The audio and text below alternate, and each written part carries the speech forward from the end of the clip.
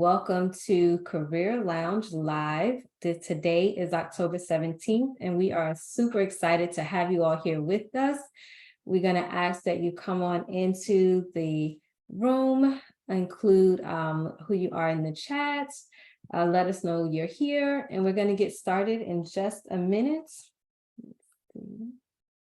All right, yep, we are good to go. So welcome everybody. My name is Elizabeth with Love Our Youth. Today we are bringing to you the Career Lounge Live, which is helping you be a greater you. This lounge is designed to help middle and high school students prepare for life after high school. Failing to plan is planning to fail, and we definitely don't want any of you to fail. So we ask that you come on into our live today. If you're here, please drop in the chat box, drop your questions, in the chat box. Please invite a friend. Let us know that you're here with us, bring them on in, and we're gonna get started with our Career Lounge Live in just a few minutes. Let's see, we're gonna go ahead and make sure you all have information. So today's Career Lounge topic is career occupations. And if you've been following us through the Career Lounge sessions, you'll see we're kind of going in a progressive order to help you all understand what that looks like after high school, right? Middle and high school. And so we designed today's topic to speak to what that career pathway looks like when it comes to choosing a career or the occupation that you want to be in. So as we get started, again, we're going to ask you all to invite your friends to the Facebook group. If you're already a member of the live, please go ahead and tag any of your friends. And if you're chatting with us or if you're watching the replay, please don't forget #replay in the comments so that we know you're watching with us. This time, we want to make a special thanks to Career Lounge Live sponsor, EXL, a leading data analytics and digital operations and solution company. To learn more about EXL, please visit them at www.exlservice.com. Thanks to their sponsorship, we are able to bring this lounge to you at no cost. Thank you so much, EXL. So thank you once again for joining us again. Go ahead and join the group, tag your friends, hit that replay if you're watching the replay. Just a little bit about who we are. We are Love Our Youth. We are a 501c3 nonprofit organization providing programs for youth throughout Central Florida. Our mission is to encourage youth to embrace their self-worth and value life's lessons in order to maximize their potential. Today, we understand that decisions can be made by applying a process, and that learning this process is critical in making all important decisions in life, including those about career choices.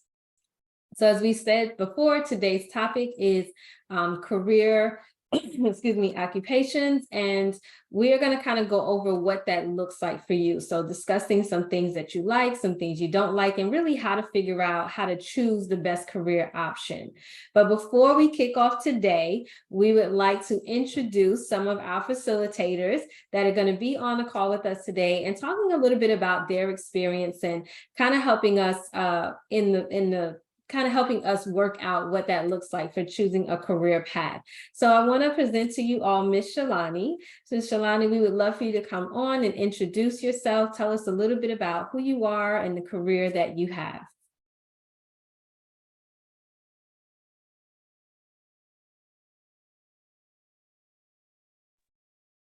Oops. There we go. Quickly, I needed to unmute myself. Thank you. So thank you, Elizabeth. My name is Shalani Bajaj. I am with EXL Service. I'm based out of their headquarters here in New York City. It is a global company. And as Elizabeth mentioned, amongst the many things that we do, it's focused on data analytics and operations. I'm a part of their data and analytics banking team. I've been with EXL for, actually, believe it or not, today is exactly 19 years. So it's been a long time. It's actually the 19th anniversary here with the company. So quite happy actually to be on and to talk to all of you a little bit about, as you navigate, my career has obviously been about 20 to 23 years now. while I'm born and raised in India and educated in India, but for the last 20 odd years, I've obviously been working here in the US. So just wanted to add that perspective to maybe some of you who might either have migrated countries or eventually maybe, getting your education somewhere else and settling in another country, which kind of is a little bit more nuanced. So I definitely had to go through that diversion, so to speak, of having born and raised and educated in one country and then coming across the waters here in New York to the US and picking up the career here. So I'll obviously chime in more and maybe navigate through some of those, the slides and the discussion that's going on.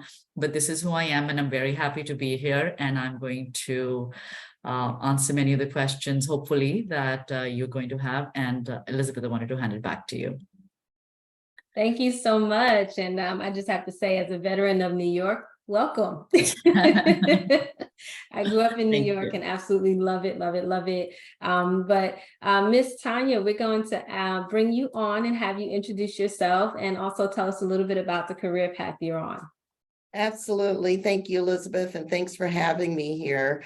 I am originally from Akron, Ohio. I've been a member of EXL for more than 13 years as a result of an acquisition.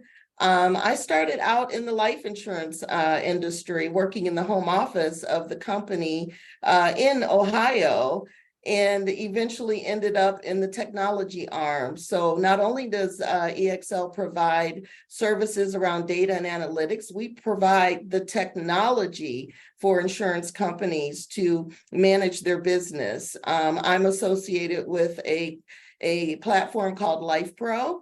And we have lots of life, health, and annuity insurance companies that run their business on our system.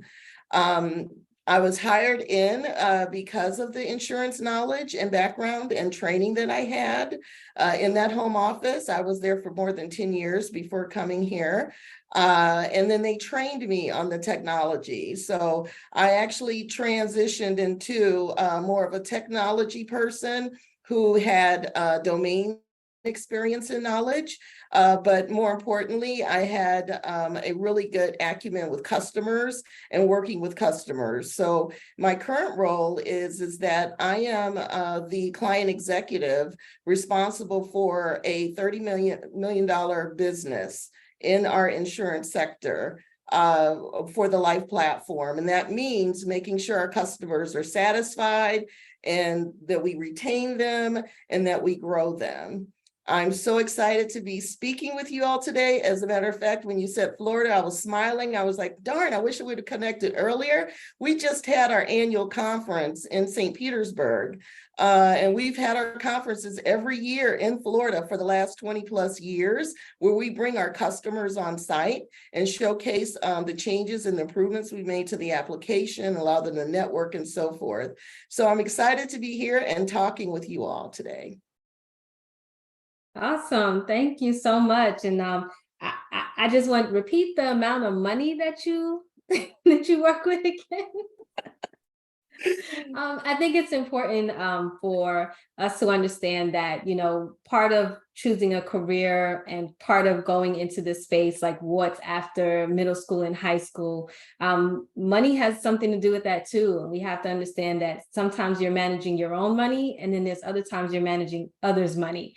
And so that when you said that, I thought about it, and I was like, that's a great point to bring out, especially when we're talking about our topic today of career options and understanding those career paths and what we want to do. And some of those occupations may bring about the idea that you're managing other people's money. You're managing managing a business's money and overseeing a large amount of a budget. And that's great to know when you go in.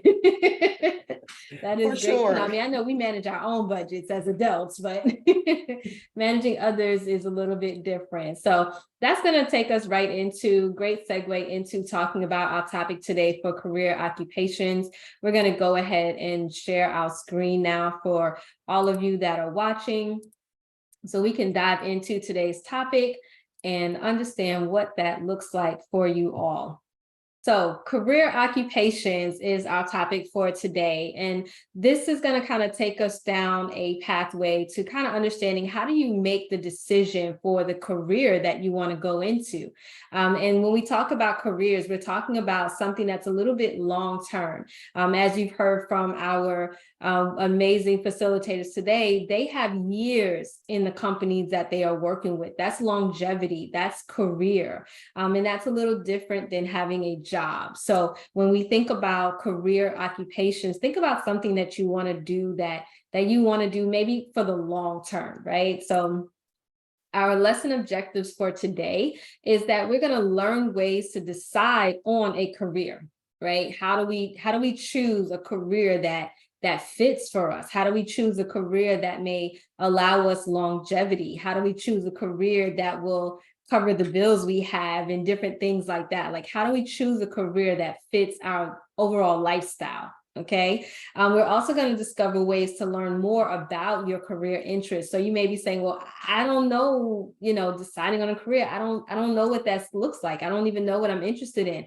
Don't worry. We're going to talk about that today as well. So we're going to go ahead and moving on.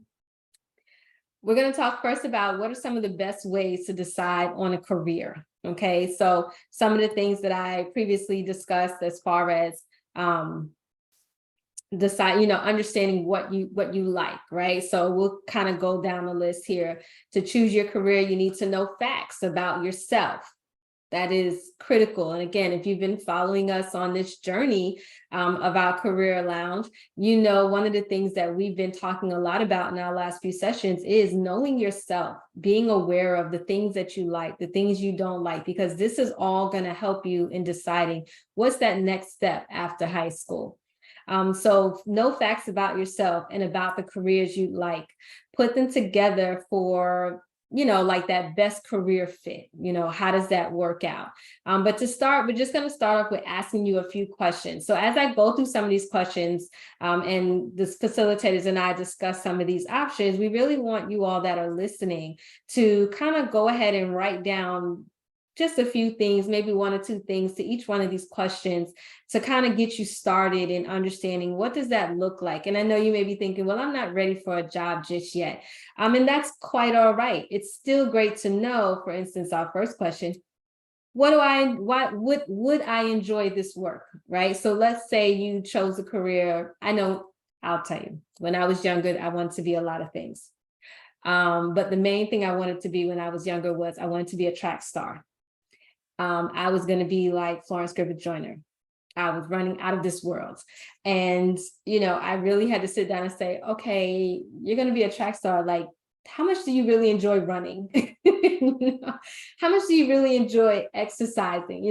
When I studied her career and I studied how she got to where she was, I was like, do you want to do that? And that was a real question, and not so much that I didn't enjoy running, but it's not just the thing, it's everything around it that gets you to that point. Oftentimes we see the big picture, we see the results, but we're not thinking about the work that it takes to get to the results. So when we ask the question, when you ask yourself the question, would I enjoy this work? Think about not just the thing, but everything around it as well, like everything that helps you get to that space. So for me, I did not become a track star. That didn't work for me. Some more questions. Would I be good at it? How well does this career fit what I like and am good at? How much education would I need? Oftentimes we hear people say, I want to be a doctor or a lawyer, until they realize how much schooling that takes, especially to be a doctor. It's even more than being a lawyer, because even after you're done with school, you have to do residency, which is not school, but school. But thinking about how long would it take, right? So we just talked about it's longer to be a doctor than it is to be, say, a lawyer. So what does that look like? Because now, again, we're back to that longevity. Are you ready to commit to that long haul of school or whatever it is that, you're looking to go into? How much would it cost? What does that look like for you? How much money would I earn in this career? And are there jobs in my area where I currently live or reside? Are these jobs even here, or will I now have to relocate in order to, move into the space that I want to be in? So I want to kind of ask our facilitators today, with the questions that we're presenting to our students today, how did you know that the career that you are currently in either was something you enjoyed, or how did you make the determination about it being kind of a career fit for you? Or did you fall into it? Because that happens too. I'm gonna jump in here. I couldn't wait to share. When I was in middle school, they had a little program for, little Akron, Ohio. If you guys know the city, yes, it's where LeBron James grew up. But we didn't, we were a small town, and they had a program back then that allowed you in the summer, you would get paid and you'd go to the school, but what you were doing at the school was just researching. We didn't have the internet and all that, but you're researching various careers. And so early in my middle school and high school, I decided I wanted to be a teacher and I was going to go to college. And I actually went on to high school, and I stayed on the college prep track versus the vocational track. Vocational, of course, as you know, you may not be going to college, you may want to take up a trade or something of that sort. And I would tell you, my junior year in high school, I was fluent in a foreign language, and I was still maintaining I was going to be a teacher. But then in my junior year of high school, I took a step back and said, how am I going to survive here? I'm hearing teachers don't make a lot. And is that something I really want to do? Do I want to go to a four-year college? I actually switched to a vocational, where I was learning more practical skills. I said, hey, you know what? If I can type, I will always be able to get a job back then. And so that was my motivation, but I've always had a desire to teach. I've always had a passion for training and learning new things. And what I would say is this is not a one and done decision. Your journey is your journey. And what I would recommend is that as you are doing this evaluation, no, you're going to change. Your what's important is going to change. So I would suggest that you continue to evaluate what your priorities are, and then make adjustments along the way. Now, yes, I did go to college, and I did complete college, but then life, changed some of those circumstances, and I ended up at the insurance company. So I'll tell you a little bit more about that as we go along with this journey. And I'm just going to chime in to what Tanya said. It's definitely not one and done, and you navigate either through different jobs sometimes, or different internships or different summer programs, wherever you arrive at, to sometimes know where your either interest lies or what are your strengths, where there's a natural chemistry to some of those positions you're going to get into, or maybe you're the kind of kid who wants to work harder at things, so therefore you want to apply yourself a little bit more, and you will probably choose a little bit more trickier, sort of job options. But either which way, I think a little bit of the interest and the passion has to align with wherever you land up. And I think for me, that was sort of, I've always been a social person. I've always been an extrovert. I like, it was easy for me to make friends. I was sort of in a group. I was comfortable talking and expressing myself. So very earlier on, I did know that no matter where I land up, the industry or the other wasn't, but I did know that was going to be somewhere within business or somewhere between a marketing or a PR job that is going to be customer facing, where it wasn't going to be behind a computer. By the way, I spend a lot of time behind the computer right now. Don't get me wrong. We're all behind computers right now. But what Tanya had initially said, both she and I we've spent considerable amount of time at the company that we are in, 19 years for me, 13 years for her. But I think, and we're obviously in different teams, in different groups, But what is consistent between her and me is that in our job profile is that we actually represent EXL to our clients and manage some large relationships for us.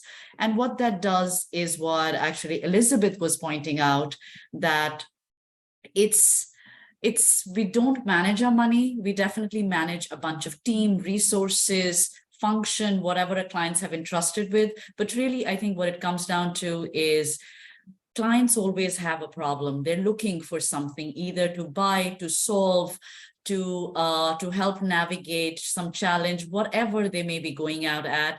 And with companies like ours, we happen to be large global companies with offices and people all over the world. But usually the first point of interaction, so EXL is about 50,000 people, but typically when a client is looking for a service or a solution, the first point of contact become people like Tanya and me. So we would be the ones who would be interfacing with them, trying to assess a little bit more of what they're looking for, if EXL is the company who can solve it for them. And then obviously we team up with a lot of our colleagues internally to be able to go back to them with solutions, with how we may be able to help solve their problems or the kind of resources they may be looking at. So really, usually we are sort of, I would say, the meeting point between what the customers are looking for and what our companies can provide. And this kind of meets our, I guess, personalities, our interests. And I think I have certainly navigated many different, I would say, teams within EXL at 19 years. But what's always stayed consistent is that you're interfacing with the client. And that's really what you're the custodian for as far as the company that you're representing is, while internally you work with a whole bunch of people, a whole bunch of tools, a whole bunch of services that we have in order to be able to fulfill our obligations that we've taken off as client executives. And in this process, what I really personally enjoy, where I guess my personality, my passion, my interest also comes in, is that I like to solve problems. I like to work with people. So it allows me to work with many different people on the client side. It allows me to team up with many different people at the EXL end. Definitely it has its joys and a lot of challenges because people don't always, come together that nicely, but that's a part of the fun and the journey that you take. But I think it's just between the personality, the interest, and I guess some things that you're good at, eventually either right naturally or you work at it and get there. But that, if we can sort of marry that all together, bring it all together, I think is usually calls for a successful career. And then when you're in large organizations such as EXL, where you start off versus where you're going to be down the road, you necessarily don't always need to switch companies also, but you can switch within the organization if one thing isn't working or one thing is a little bit more thrilling than the other. We were having a little bit of a pre-con before everyone joined in, and Tanya mentioned to me, my colleague mentioned to me, that her daughter actually has a lot of interest in social service. And believe it or not, that was always something I wanted to do. But clearly I am here in a corporate, in a great organization, and in a very commercial role, so to speak, right? Where there's a lot of money getting exchanged on both hands, and it's exciting, and whatever else comes with it. But so what I end up actually doing sometimes, just to fulfill that little need that I have in me, I actually just raise my hand within my teams with my colleagues and others for things that are just a little bit beyond the call of duty. Some help they may need, a little bit challenge that they may be stuck at. I'm not trying to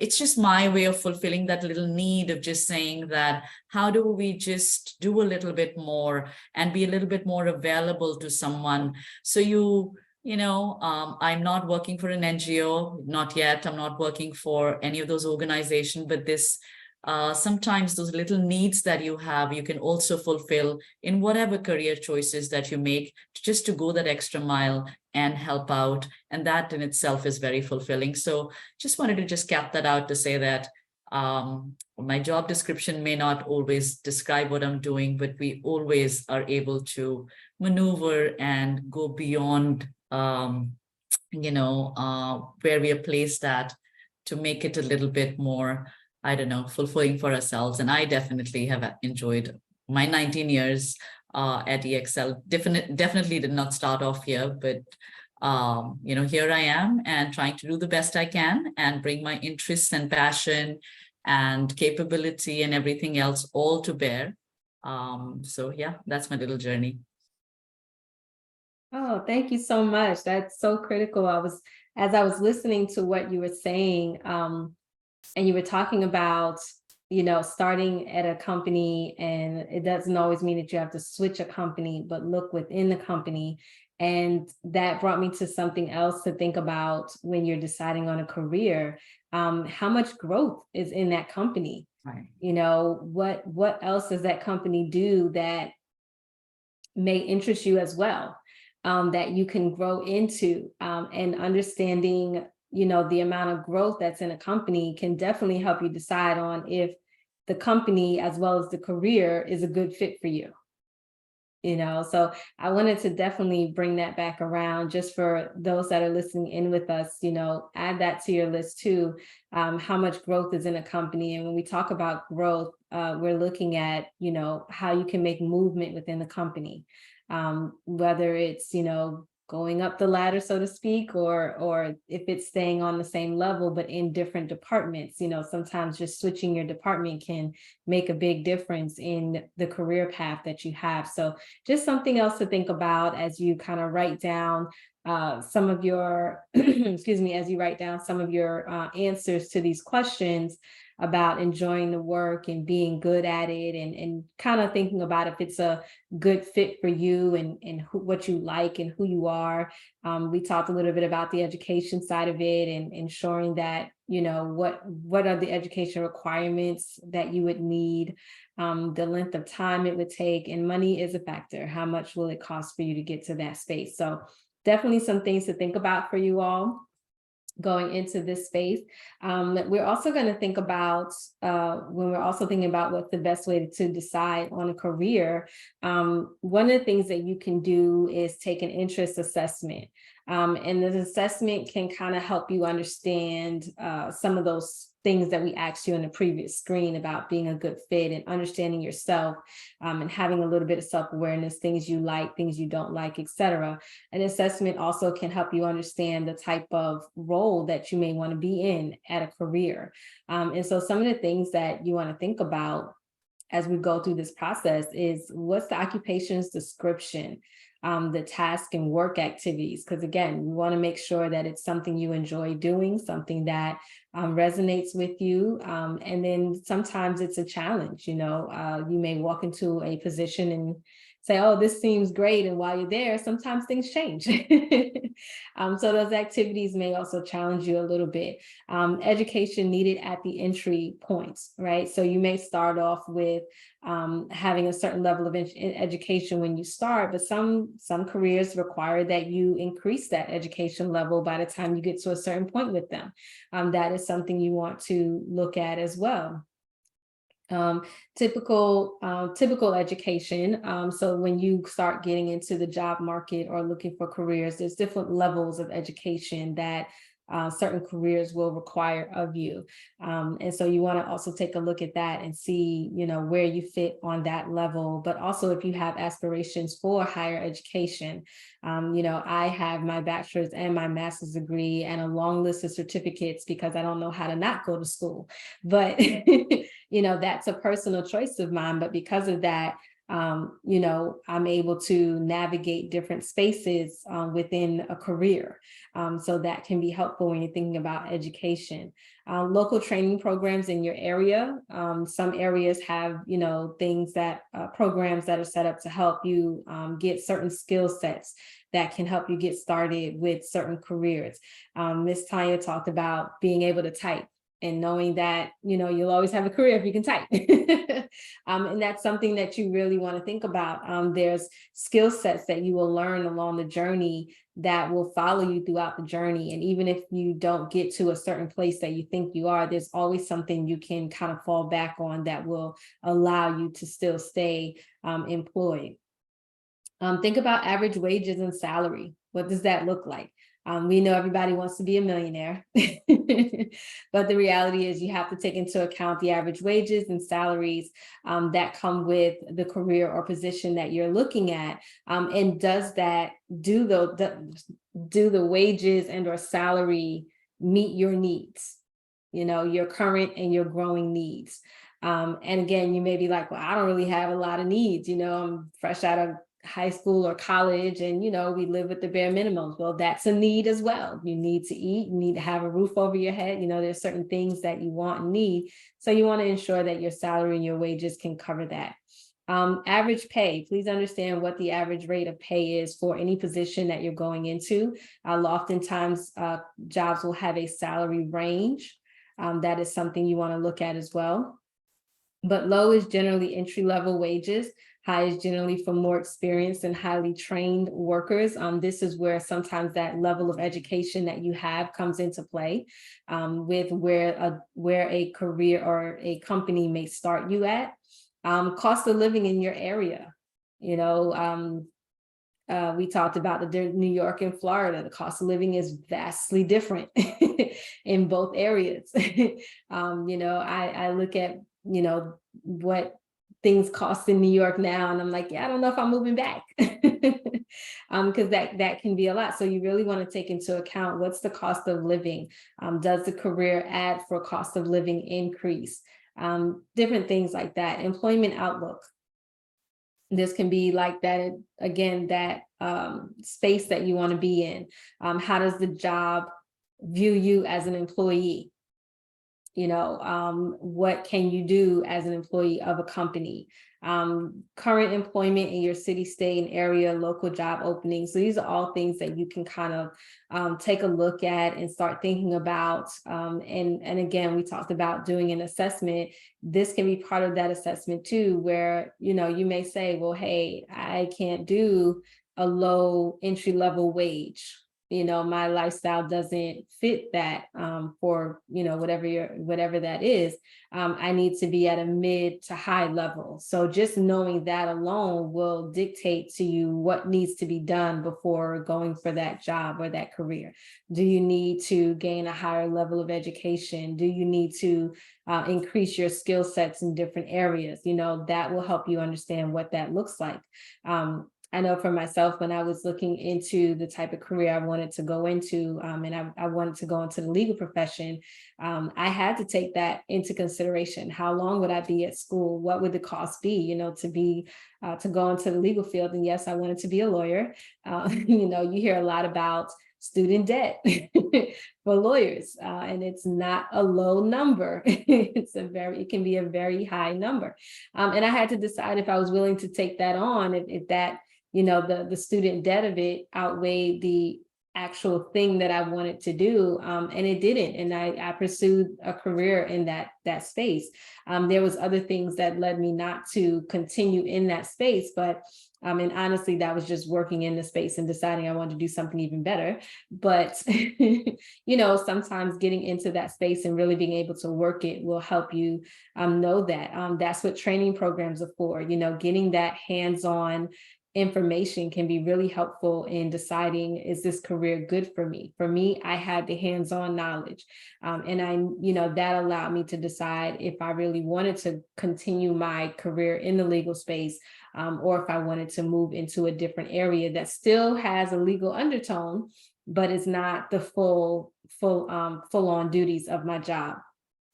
And so to our facilitators, we would love to hear, if any of these things on this list, how did they help you or influence you in deciding on a career? I know for most young people, and even myself, when I started, money was major. What is the salary? What am I getting paid? What does that break down to? Because we know, gross versus what you take home, all that wonderful stuff. But that was a big thing for me at that age, of course. Of course, now being a little bit older, I'm like, oh yes, the education, the skills, and all those things help too. But what would you say was the thing, out of this list that we have here that we could kind of expand on for our youth and helping them understand how some of these areas can help them decide on their career?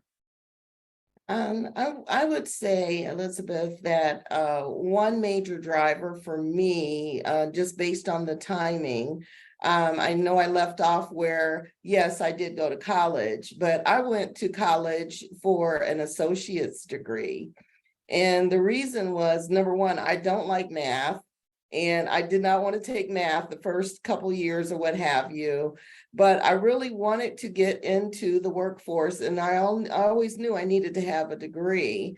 And then situations change along the lines. I was in college, only finding myself becoming a mother and a wife eventually. So what I did is I never let go of that I do need that education. And when you're talking the cost for an education, when you were talking about, the type of company you want to work for, look at the culture of the company as well, and look at the resources that are available to you through that company. How I got my degree was every time, and I worked for the insurance company, they would reimburse me for my classes. And every time I got reimbursed for passing a class with a B or above, I turned around and paid for my next course with that.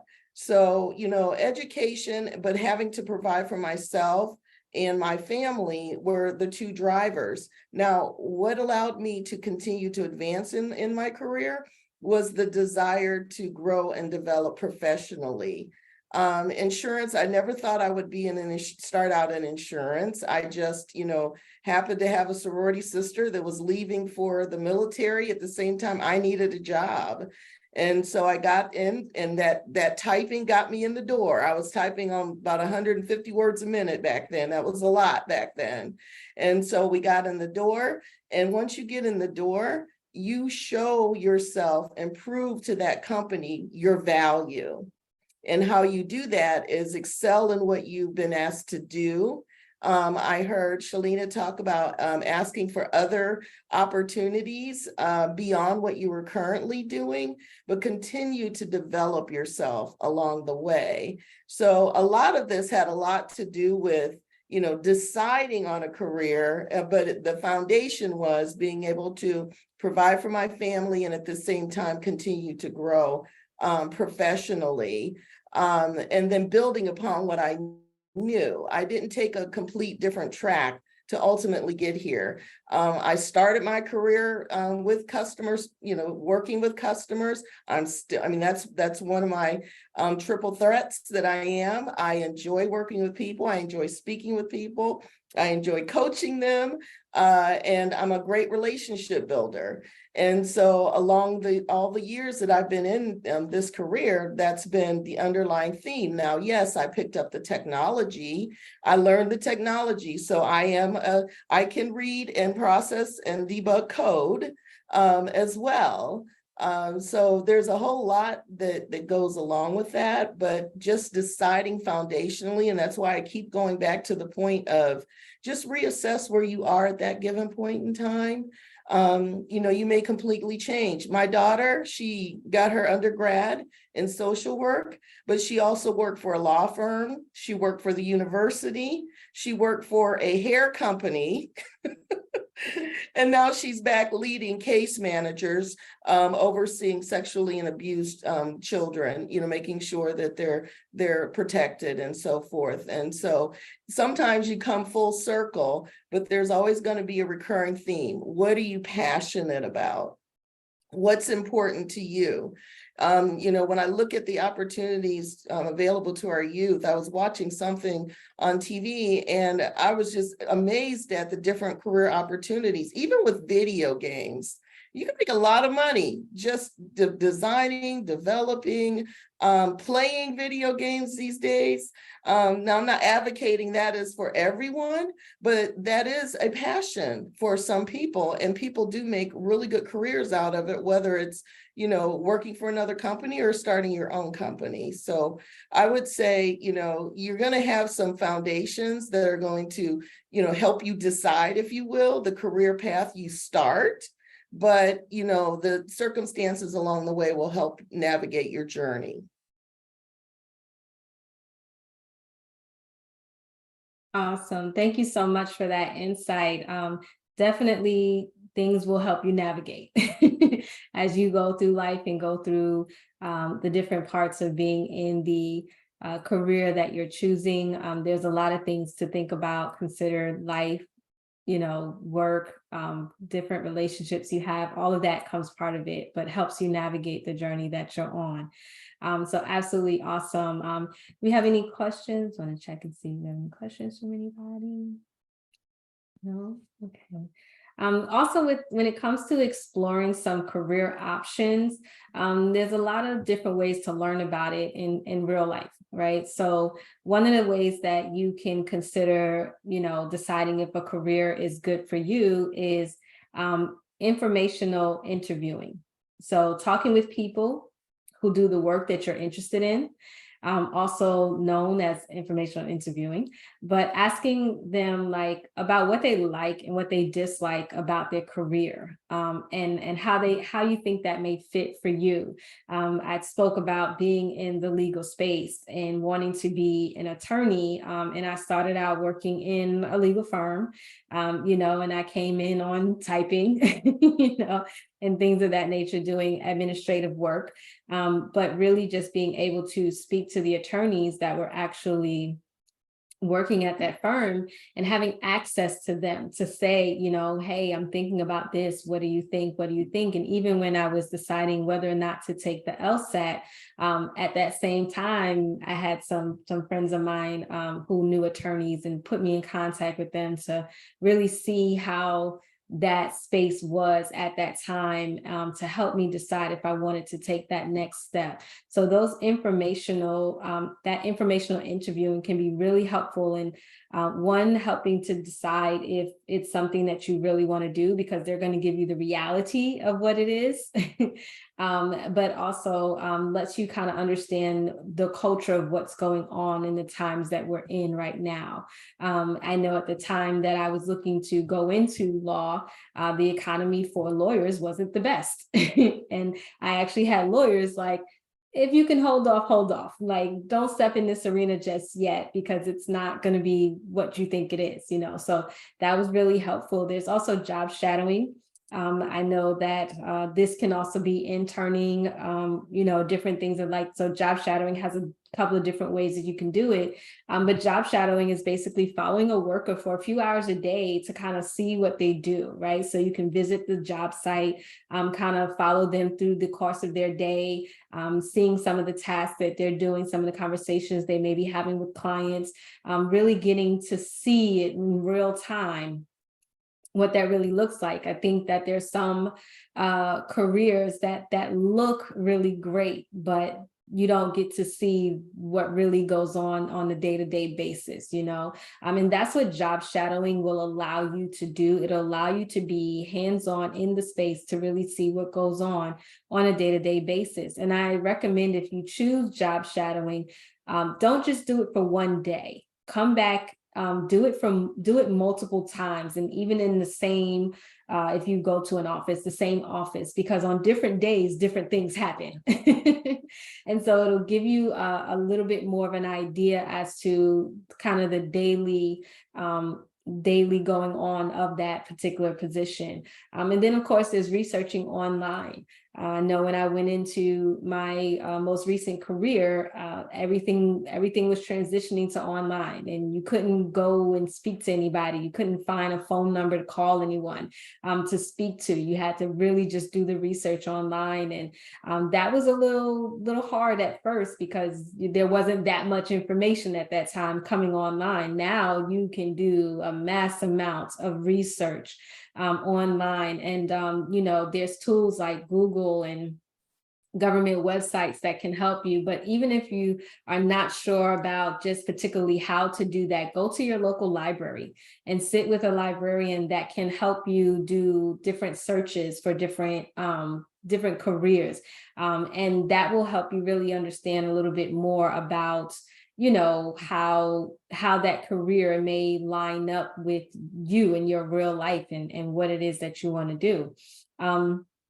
So as we come to round up, I just want to ask our facilitators, was there any one of these particular pathways that you took when it came to walking into your career to kind of find out if it was a good fit for you before you got there? I can take that. Right after school, I went to college and I decided to do my master's after that. I did my MBA in finance, and I did a double major. I did it in finance and marketing. But but for my internship after my first year in my MBA school, I did decide to do an internship at a PR company. And that actually is very similar to job shadowing or, doing internship or a summer job at a company. And that helped me actually decide that, yes, marketing or public relations or event management would be some field that actually I would enjoy a lot. And I did. And so I actually did get recruited right from campus after my master's at a PR company, and I took that job. So that definitely helped me decide, interning or doing a summer job at a company. Well, for me, we didn't have the internet back then. However, when I took went from going to the college bound path into cooperative office education, that allowed me to actually, I was working with an actual company.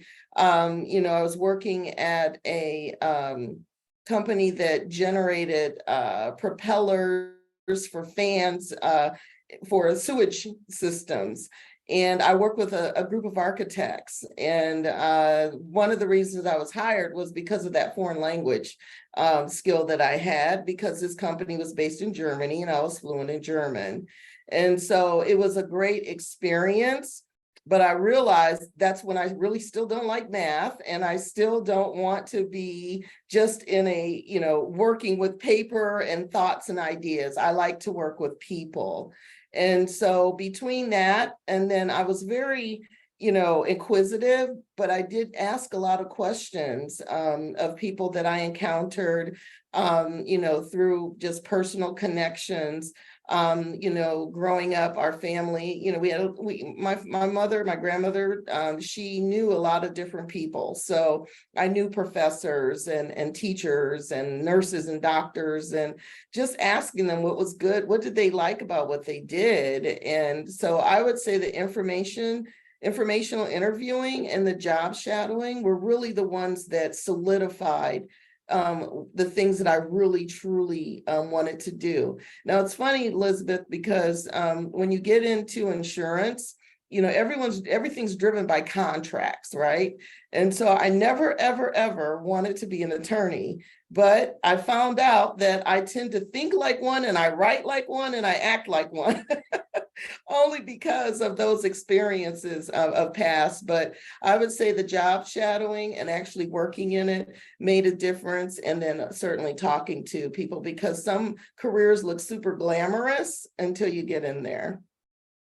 And in fact, I just wanted to add to what Tanya you said, and you'll realize this, that I definitely never thought that legal was going to be one profession for me. But in my current profession and in our current jobs for the 19 years, I guess I've actually reviewed more contracts and worked through more with the legal teams, and both with ours as well as clients. And I certainly, far from my job description is far from legal, but also the reason I'm making this point is that it doesn't matter. Sometimes when you come into a little bit more generic, sort of career choices like either business or finance or marketing, I did want to add this to say that don't have any glamorous views about that. That's all you're going to be doing. There is a bit of everything that you end up doing in jobs and as you progress along the career.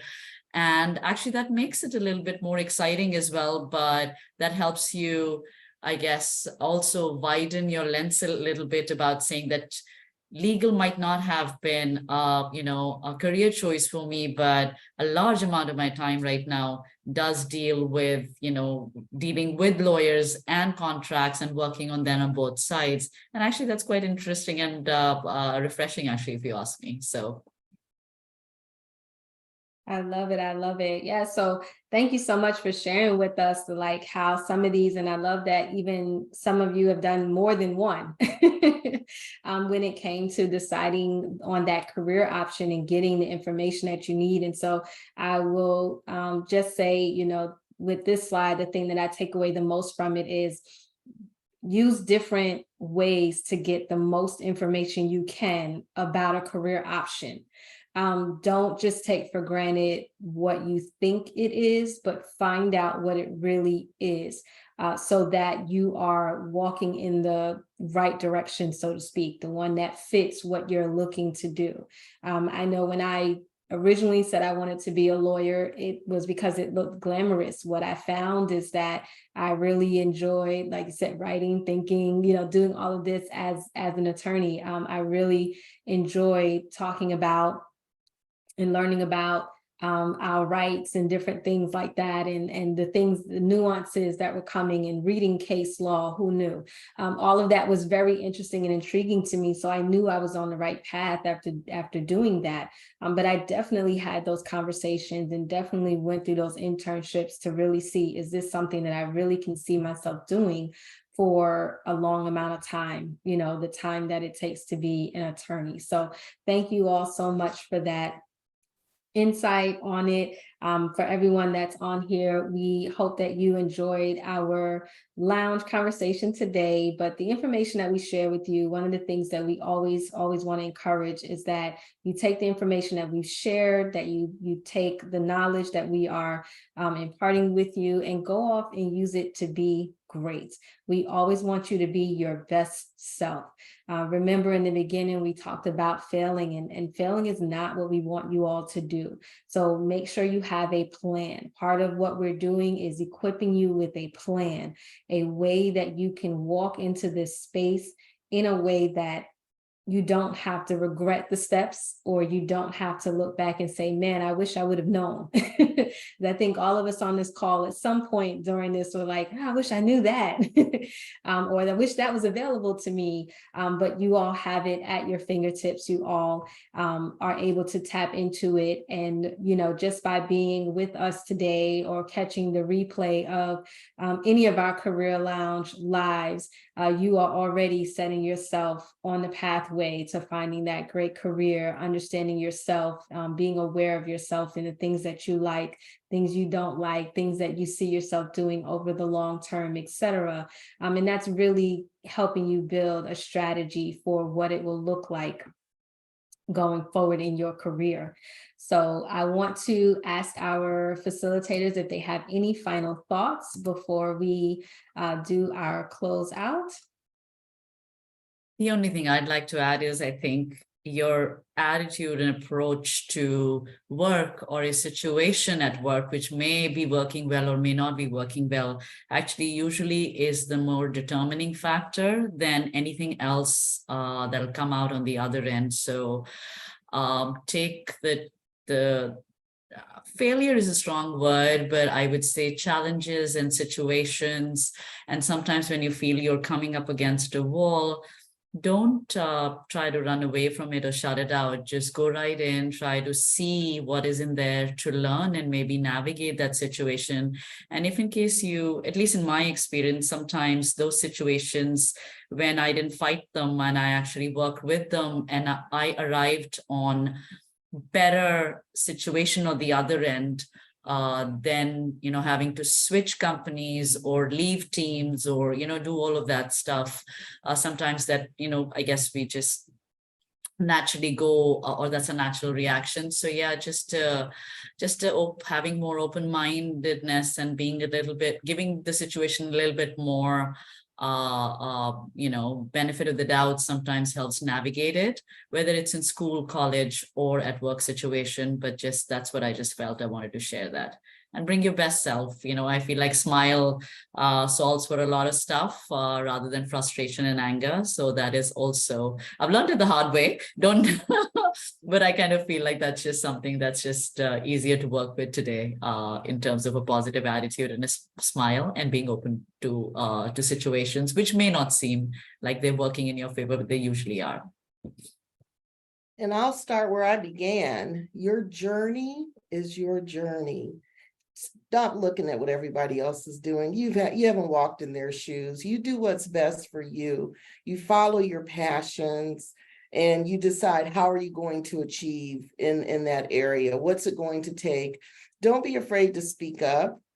People like myself and others, we're here for you. You're not alone. And we're more than happy to share our experiences. I am a very transparent person. And I know there's a lot of people around that I'm sure that would be in your family and circle to be happy to share with you. And just, bounce your ideas off of people that you trust. Put people in your circle that you truly trust and, get advice from those people as well. But be encouraged, take those obstacles and look at them as opportunities. If I could do it, you can do it. And just have that I can attitude and that you are valuable and that you have something special that you can bring to these organizations and then grow within that, continue to evolve. I got my degree. I continue to take certifications and so forth. So that's why I'm able to wear many hats and have other opportunities. So by all means, make sure that you don't get stagnant once you achieve where you're trying to be, continue to grow and evolve. Thank you both so much for those final words of encouragement to all of our students that are watching. We hope that something you heard today is going to be helpful on your journey. We also want to encourage you to continue to follow us for Career Lounge Lives. Our next live will be October 24th, same time, same place. So stay tuned for that. You can always join by typing in bit.ly //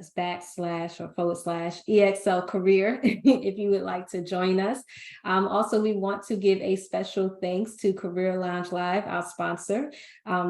Excuse me, EXL, a leading data analytics and digital operations and solutions company. Please take the time to learn more about EXL at www.exlservice.com. We want to thank you all for joining us today, and we look forward to seeing you all next week at our next Career Lounge on October 24th.